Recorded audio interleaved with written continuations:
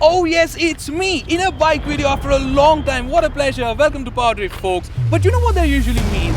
This has got to be a Duke 390 video. And if my memory serves me right, I'm going to be talking and Sergeant's going to come in and push me out of the frame even before he lets me finish talking about the stunning new design. All the beautiful headlamps. Oh no, here we go again. However, that's not the real reason why you want to buy this bike.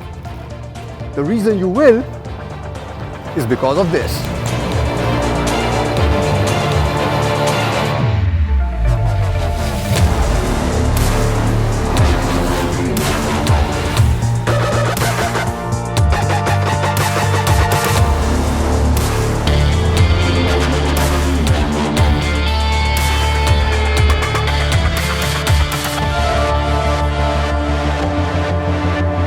All right. This is a 10 kilos heavier bike than the old Duke 390. It has to meet emission norms, Euro 4.1, so there's a heavy catcon in the exhaust. A headlamp here has a heat sink, that's going to add to the weight. And then they have gone down one teeth at the back, essentially making it for a taller sprocket setup. Now come on, this has to affect the 0 to 60 and 0 to 100 performance figures. You just forgot that this one makes a little more torque, which also kicks in earlier. Well, alright then, that's quite a dilemma, and there's only one thing to do, which is hand over the bike to someone who's so thin and so lightweight that he has to run around in the shower to get wet. Now, what's that? A stick.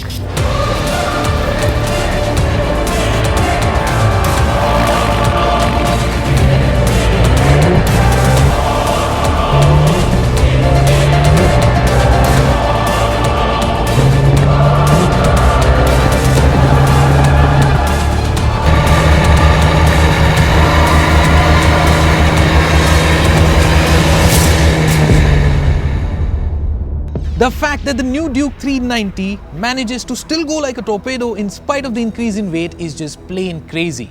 Now, because there is an increased mass, there is going to be a larger momentum to carry. And so when you want to stop the bike, you would require a larger braking force. Well then, cue the 320mm rotor, sintered pads and an updated master cylinder to stop this mass in motion when and where you want it. Moreover, you can switch off the ABS altogether.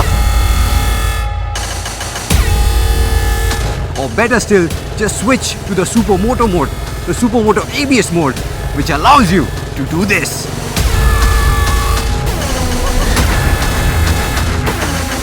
System watching the front while you allow the rear to slide.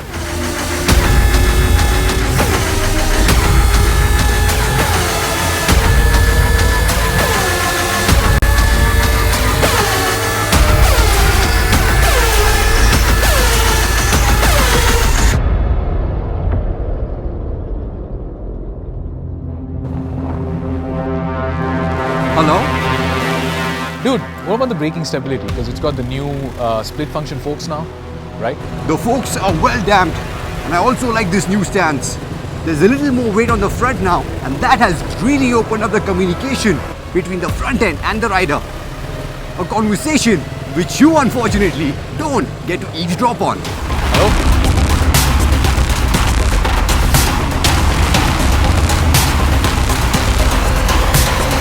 The Duke 390 as we knew it was very raw, right? Very jagged. The 2017 Duke 390 is a lot more sophisticated, right? It's a lot more refined, it's a lot more polished.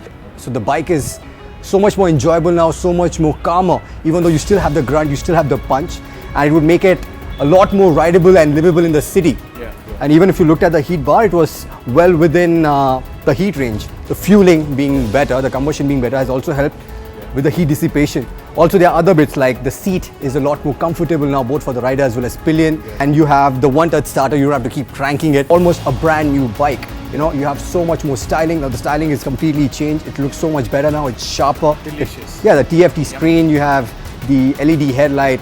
It's packed with technology. You also get a steel tank now, a bigger steel tank now. You have wider mirrors, so you have better view of what's going on at the back. I also really like the new heel plates. They are longer, which help you anchor yourself better. Also, in terms of buzziness, I think it's a lot less buzzier. I just wish that the rear shock was a little on the stiffer side because it's still quite soft even when you bump up the preload. And that makes the bike move around a fair bit, especially now with the wheelbase being even shorter.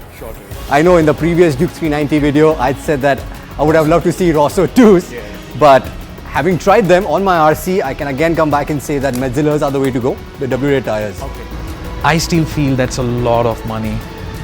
40,000 rupees over and above what the Duke 390 was. I prefer to look at it this way, right? It still costs the same as the 2017 RC 390. Everything that KTM is offering at that price point, I still think it's a great deal. Alright, that should then wrap up our day here at Chakan with the Duke 390. Ladies and gentlemen, thanks so much for joining us. Like in the old days with Sargent, with the Duke 390, I had terrific fun out here. If you want to catch more updates about the bike or anything more motoring, do remember to subscribe to our channel. Ciao!